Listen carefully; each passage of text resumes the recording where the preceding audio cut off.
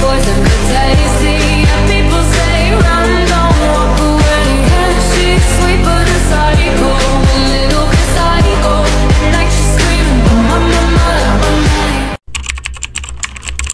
Jadi guru itu awal mulanya saya mendapatkan perintah mandat dari almarhum Bapak Teologi Sibarel. Yang waktu itu saya baru saja lulus dari Madrasah Aliyah dan status saya juga masih mahasiswa setim, meskipun masih sekitar 1 tahun.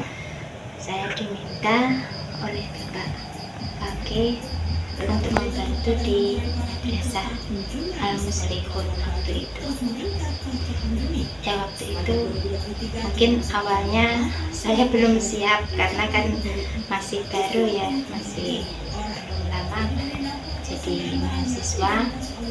Tapi saya waktu itu diminta betul-betul sampai beberapa kali datang ke rumah, sehingga saya sama orang tua terus diutus untuk mengikuti kehendak beliau untuk membantu di Madrasah Al-Muslihun. Awalnya saya memang belum mengajar, waktu itu saya menjadi staf administrasi tata usaha. Kemudian 1 tahun kemudian ada salah seorang guru dari MA Al-Muslihun yang sakit lumayan parah. Dia sampai dia masuk beberapa bulan. Kemudian saya diminta oleh Pak Pake untuk mengajar di kelas. Jadi saya memang masih mahasiswa waktu itu. Mahasiswa semester sekitar semester 4 di Setit. Saya diutus untuk mengajar. Pertama kali saya diminta mengajar, disuruh memilih antara pelajaran bahasa Indonesia dan geografi. Nah, karena latar belakang saya adalah dulu dari jurusan keagamaan, kalau memilih geografi saya tidak memungkinkan, karena saya belajar geografi itu kan sejak MTS, ya kan. Kalau di aliyah di agama kan tidak ada geografi, jadi saya lebih memilih bahasa Indonesia. Nah, ya memang awalnya sulit karena memang belum berpengalaman juga, ya kan, belum pernah belajar mengajar juga. Tapi ya lambat laun saya belajar sampai kemudian saya diberikan jam penuh bahasa Indonesia. Untuk sepatukannya ya pasti ada. Sepatukannya ya awal-awal itu menghadapi siswa, karena jarak usia saya dengan siswa saya kan nggak terlalu jauh seperti adik kakak, ya, seperti adik kakak. Jadi saya itu menganggap anak-anak itu seperti adik saya, karena saya juga dibesarkan di Al-Muslihun. Jadi mereka saya anggap sebagai adik saya. Kalau masalah suka duka ya tentang apa ya sama lah, mengenai mungkin anak-anak, kondisi mungkin ketika belajar itu banyak kendala. Jadi anak-anak mungkin karena latar belakangnya atau motivasi belajarnya yang kurang, itu menjadi kendala dalam mengajar. Mungkin semua guru juga menghadapi itu.